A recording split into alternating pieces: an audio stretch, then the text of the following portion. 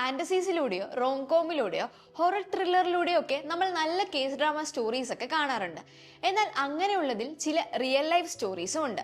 2006 south കൊറിയയിൽ വെച്ച് നടന്ന ഒരു school bullying case.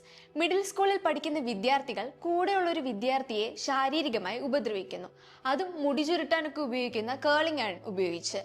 South Korea മുഴുവൻ നടുക്കിയ ഒരു കേസായിരുന്നു അത്. അതിനെ ആസ്പദമാക്കി വന്ന ഡ്രാമയാണ് ദി ഗ്ലോറി.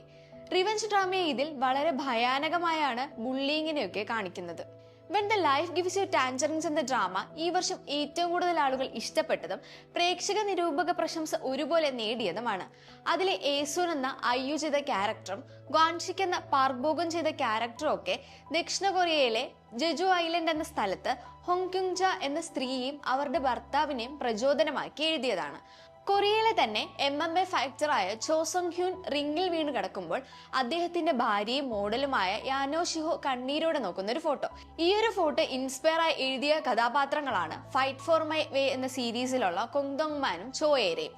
ഇവരെ മനോഹരമായി അവതരിപ്പിച്ചിരിക്കുന്നത് പാർക്ക് സോ ജോനും കിം ജിയോനുമാണ്. ഈയിടയ്ക്ക് ഒരുപാട് വിവാദങ്ങളിൽപ്പെട്ട താരമാണ് കിം സിയൂൻ. സിയൂഹിന്റെ ഏറ്റവും ഫേമസ് ആയ ഡ്രാമയായ ക്യൂൻ ഓഫ് ടിയേഴ്സ് ശരിക്കും സാംസങ്ങിന്റെ അവകാശിയായ ലീബോജിന്റെ വിവാഹ ജീവിതത്തിന് സമാനമായ സംഭവങ്ങൾ എന്നാണ് സംസാരം.